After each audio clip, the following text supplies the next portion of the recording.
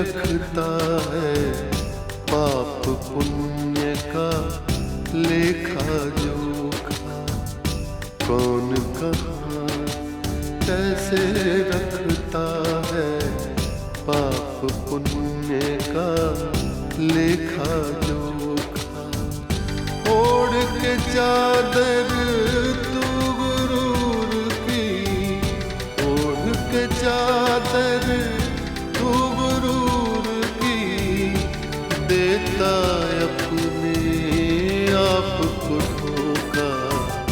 कौन कहाँ कौन कहाँ कौन कहाँ कौन कहाँ। आप मिस्टर R.C. श्रीवास्तव की धर्म पत्नी बनकर आई है और वही बनी रही है। भावना की माँ बनने की कोशिश मत कीजिए। जानते हो रामू काका, रति क्या चाहती थी? रति चाहती थी कि मैं फिल्में बनाना छोड़ दूं। यदि पापा सही है और आप गलत, तो आपको यहाँ आके पापा से माफी मांगनी होगी। अभी सुबह सुबह तो भावना की गली कटी सुनकर आ रही हो तुम। फिर कभी कुछ आंसू कल के लिए भी छोड़ दो।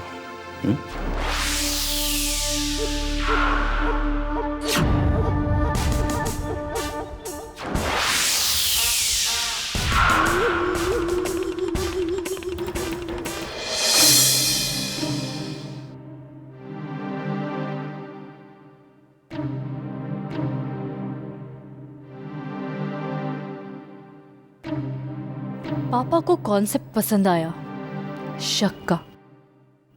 अब इसे फिल्मी कहानी में बदलना है। उन्हें पसंद आए ऐसी कहानी, पर पात्र कौन होगा? किसके बीच शक की दीवार होगी? और कौन सा सृजन शक की कोख से निकलेगा? यस, शक का नायक होगी पापा और नायिका माँ। उन दोनों के बीच शक की दीवार खींची है, क्योंकि माँ ने पापा पर शक किया है और मैं उन्हीं की कोख से पैदा हुई हूं। और मैं कृति हूं, सृजन, जिसे ऊपर वाला सब्जेक्ट देता है। मतलब ये कहानी हमारी अपनी है। वाह ऊपर वाले, वाह, तूने ये अनजाने में मुझे क्या दे दिया। चित्रगुप्त उत्तम, अति उत्तम। प्राणी कृति को अपने माता पिता की सच्ची कहानी मिल रही है। अब देखना यह है चित्रगुप्त की कब प्राणी केके अपनी पुत्री को पहचानता है, कब कृति को पता चलेगा अपने पिता का पुण्य चेहरा, कब वो अपनी माँ को अपने पिता से मिलाएगी, कब? प्रभु, ऐसा प्रतीत हो रहा है कि दृश्यावलोकन का गहराई से रसास्वादन कर रहे हैं आप। प्रभु, आपको ये बताते हुए बड़ी प्रसन्नता हो रही है कि मायावी पाप का अमर प्रेम में हस्तक्षेप दर्शाने के लिए प्रेमी कृष्णा अपनी माँ के घर में प्रवेश कर रहा है और प्राणी कृति और उसके मिलन में अभी विलंब नहीं है। दर्शाइए चित्रगुप्त। माँ एवं पुत्र का मिलन पृथ्वी पर भावनाओं का वर्तमान आभास कराएगा। जो आज्ञा प्रभु।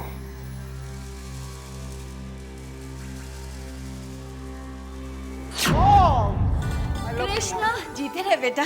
Krishna, I love you mom. Krishna, मेरा प्यारा कृष्णा, कितने दिनों बाद तेरा प्यारा सा चेहरा देखने को मिला है।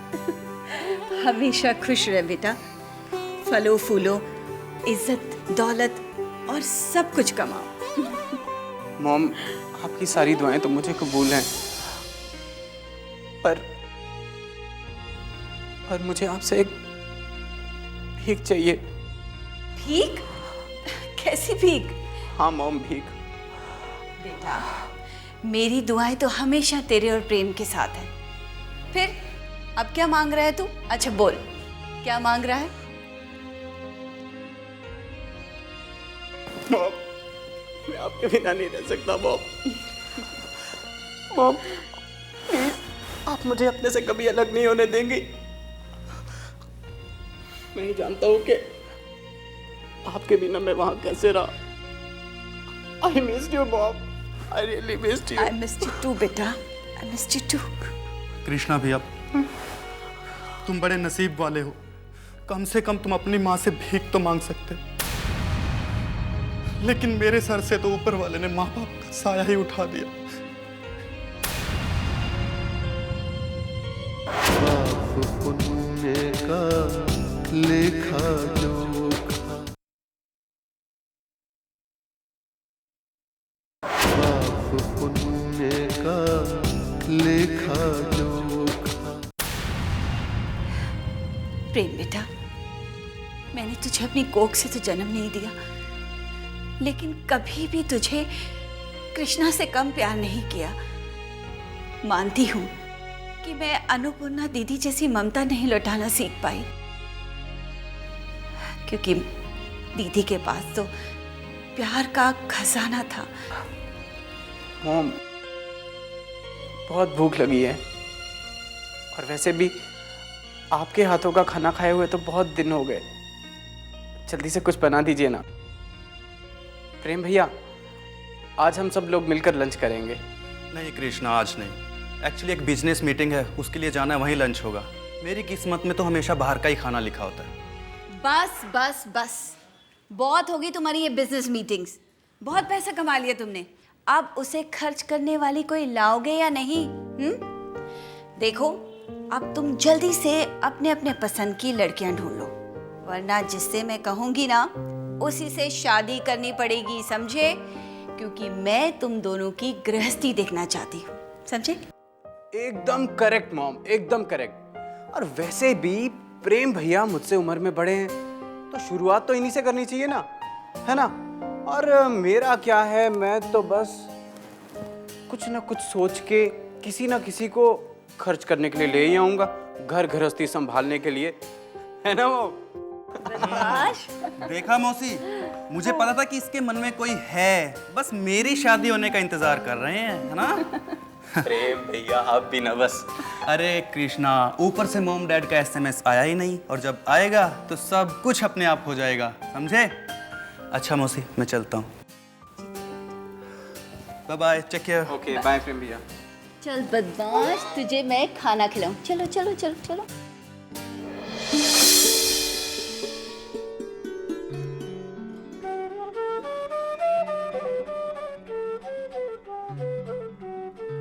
आओ बेटा, आओ, बैठो।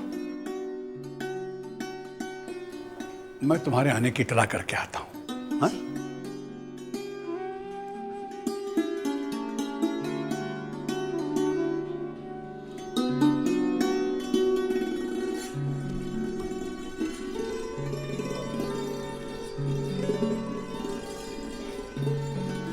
आइए रामू काका। कृति आ गई है।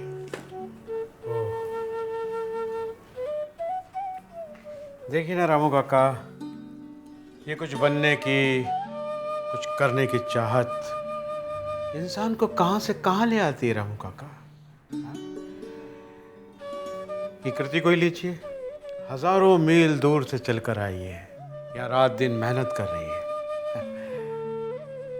मैं दावे के साथ कह सकता हूँ रामू काका कि एक दिन उसको वो नसीब होगा जो अच्छे अच्छों को नहीं हुआ। देखिए बेटा, मुझे तो लगता है कि तुम्हारी कहानी दोहरा रही है। वही मेहनत, वही हिम्मत, वही लगन, वही जुनून, रात रात भर लिखना, दिन में घूमना दौड़ना, ना नींद की फिक्र, ना खाने की चिंता। हाँ रामू काका, कृति कुछ अपनी अपनी सी लगती है। मैं नाश्ते का बंदोबस्त करता हूँ। हाँ रामू काका।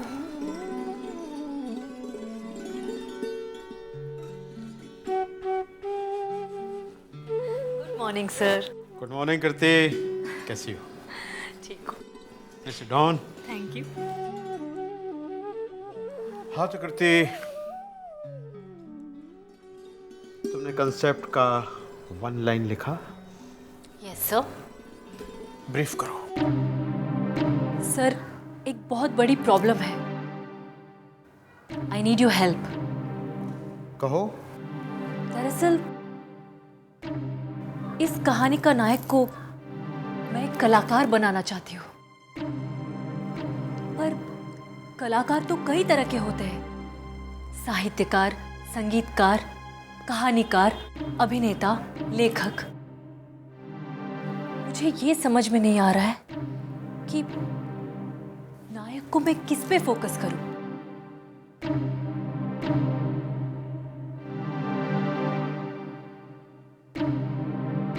का मतलब यह है कि तुम्हें अभी तक तुम्हारी कहानी का नायक ही नहीं मिला।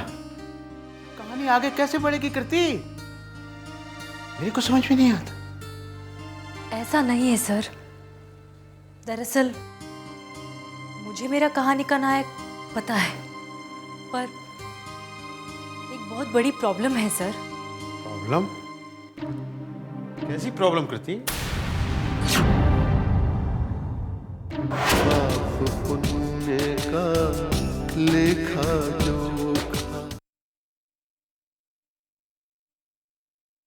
पाप पुण्य का लेखा जोखा।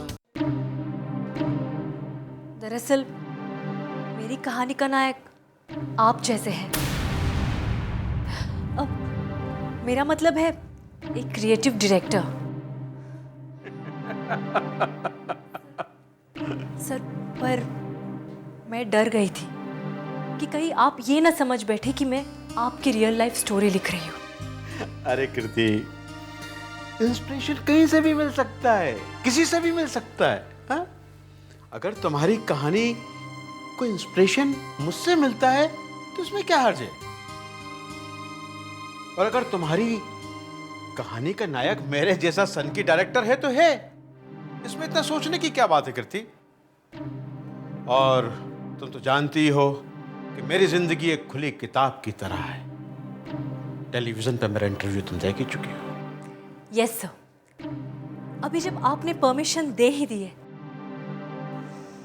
तो मैं पूरे फोकस के साथ ये कहानी लिखूंगी। बस मुझे आपकी सपोर्ट की जरूरत थी, जो मिल गई। Thank you so much sir. तो कृति, रियल लाइफ और रियल लाइफ, इसमें हमेशा एक बर्थ होना चाहिए। एक बर्थ, समझी मेरा मतलब? मैं समझ गई sir. Thank you so much sir. मैं चलती हूँ।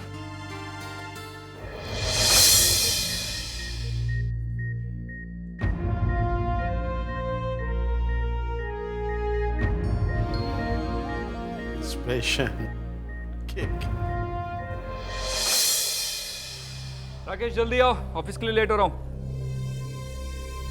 राकेश, राकेश, तुम जाओ। लाभ बेटा, क्यों रिश्तों के बीच में नौकर चाकर को बुला रहे हो? आज अगर एक दिन मैंने तुम्हें नाश्ता दिया तो अब शगुन हो जाएगा। देखिए, शायद आपको हमारी शर्तें याद नहीं है। आप डैड की पर्सनल गेस्ट हैं, बस। और प्लीज हम लोगों से रिश्ता जोड़ने की कोशिश मत कीजिए। रिश्ता तो जुड़ चुका है। रिश्ता उस वक्त जुड़ गया जिस वक्त आपके पापा ने मेरे गले में मंगलसूत्र डाला, अग्नि को साक्षी मानकर 7 फेरे लिए। अब इस रिश्ते को मानो या ना मानो, ये दूसरी बात है लाभ। तो ठीक है ना, हमें नहीं मानना है रिश्ता। और वैसे हम हमारे घर में अपनी माँ की जगह किसी और को नहीं दे सकते। Is that clear? तुम ठीक कहते हो। भागवंती दीदी की जगह कोई नहीं ले सकता, पर ईश्वर साक्षी है मेरा। मैंने भागवंती दीदी का बुरा कभी नहीं चाहा। मैंने हमेशा यही सोचा, यही किया कि अगर मेरे भाग्य में आरसी साहब ही है तो मैं भागवंती दीदी के लिए सारी कुर्बानी देने के लिए तैयार हूं। बेटा, मैं तो ये शहर भी छोड़कर जाने वाली थी हमेशा के लिए, लेकिन फिर भागवती दीदी बाजी मार गई मुझसे, बहुत आगे निकल गई मुझसे, बहुत आगे निकल गई। तुम सच कहते हो, भागवती दीदी की जगह कोई नहीं ले सकता। ठीक कहा आपने, मेरी मॉम की जगह कोई ले भी नहीं सकता। फिर आप बेकार की कोशिश क्यों कर रही है? कभी आप मेरी मॉम के मंदिर पहुंच जाती है, तो कभी मेरे भाई को नाश्ता खिलवाने। इन सब तिलों से तिल नहीं निकलेगा डैड की धर्म पत्नी जी। बेटा, मैं तो यहाँ सिर्फ अपना धर्म, अपना कर्म निभा रही हूँ।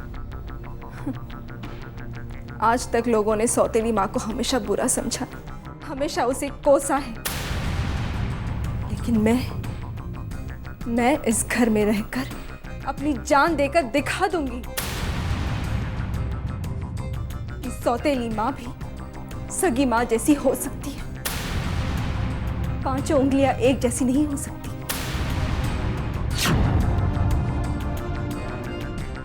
पाप पुण्य का लेखा जोखा,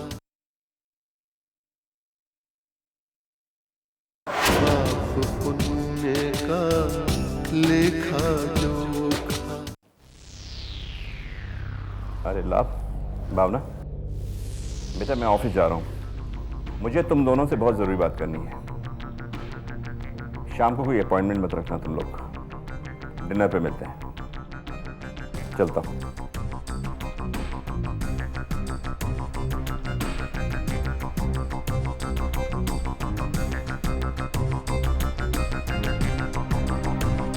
अच्छा एक बात बता लाभ बेटा, भावना, तुम लोग डिनर में क्या खाओगे?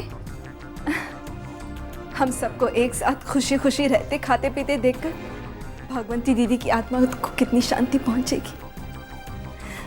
मैं इस घर में वही करूंगी जिससे दीदी की आत्मा को शांति पहुंचे, क्योंकि मैं उनकी दोषी। दीदी ने आत्महत्या क्यों की? क्यों? ये मैं आज तक नहीं समझ पाई हूँ। मैंने उनसे कहाँ कुछ मांगा था?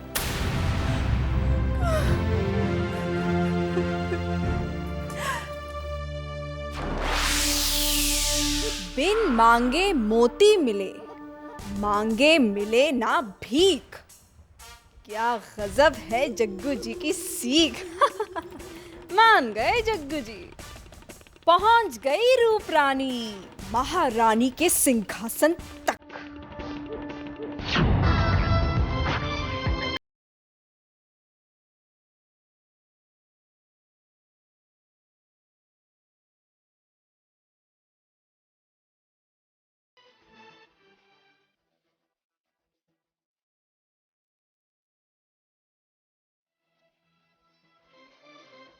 नमस्ते जी। पापा, मेरे खानदान के चश्मो चराग डॉक्टर संदेश जौहरी MBBS बेरोजगारी के आलम में टीवी देखकर टाइम पास कर रहे हैं। अरे बेटा, अपने सास ससुर के घर जाकर अपनी घरवाली को मनाकर क्यों नहीं लाते? कहीं तुम्हारा अहंकार यानी कि वो ईगो आड़े आ रही है? नहीं पापा, मुझ में कोई ईगो नहीं है, पर हाँ स्वाभिमान और आत्मविश्वास जरूर है। भावना आपको और माँ को बिना बताए घर छोड़कर चली गई। क्या उसकी ये गलती माफी के लायक है? बेटा, बड़े घर की बेटी है, लाड प्यार में पली है, आरसी की आधी जायदाद की मालिक है। मैंने कहा था तुम्हें कि उस मैलो वाली से इश्क कर। ये अरेंज्ड मैरिज तो है नहीं कि सास ससुर से इजाजत मांगी जाए। अरे बेटा, जब आप लोगों ने इश्क किया था, मुझसे और आरसी से पूछ कर किया था। बेटा, अगर तुम्हें मेरी और आरसी की इज्जत की परवाह नहीं, तो अपने इश्क की तो परवाह करो, वरना लोग क्या कहेंगे कि कलयुगी प्यार है, 4 दिन की चांदनी फिर अंधेरी रात। हाँ पापा, ये मेरा और भावना का डिसीजन था और जिसकी वजह से आप लोगों को बहुत परेशानी भी हुई। मैं आज भी भावना से बहुत प्यार करता हूँ, लेकिन प्यार का मतलब अपने आदर्शों और उसूलों से समझौता करना नहीं है। मेरी बात मान बेटा, 2 कदम तुम भी बढ़ो, 2 कदम वो भी बढ़े। कोई बीच का ऐसा रास्ता निकाल कि तुम्हारा स्वाभिमान भी बचा रहे और उसको महलों वाली को महलों की इज्जत और प्यार भी मिलता रहे।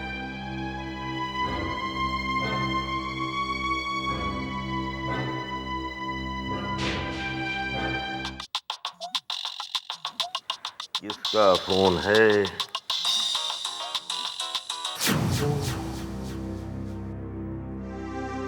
जी एन साहब। मिस्टर जग्गू जौहरी, सुना है कि आपकी बहू भावना इस वक्त घर छोड़कर मैके में जा बैठी है।